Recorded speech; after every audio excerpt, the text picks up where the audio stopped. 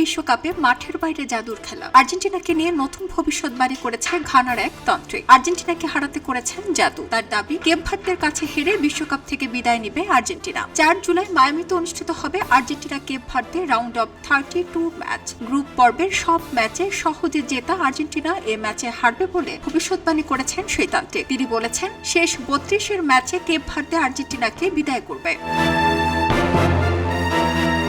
এর আগে হ্যারি কেইনকে নিয়ে তান্ত্রিক নানা কোওয়াকু বনসাম বলেছিলেন, আমি কেইনের উপর জাদু করছি। আমি তার বড় কোনো ইনজুরি চাই না, তবে আমার দেশের বিরুদ্ধে তাকে আটকে রাখার জন্য যতটুকু দরকার ততটুকুই জাদু করব। ঘানাকে জেতাতে আমি আমার কাজ করব। ম্যাচ শেষে সেই তান্ত্রিক দাবি করেন, আমি বিশ্বের সবচেয়ে শক্তিশালী তান্ত্রিক। এবার আমি হ্যারি কেইনকে মুক্ত করে দেব, যাতে সে পরের ম্যাচে গোল করতে পারে। কেইন আমার শত্রু নয়, শিগগিরই আমার এক সন্তানের নাম আমি হ্যারি রাখবো।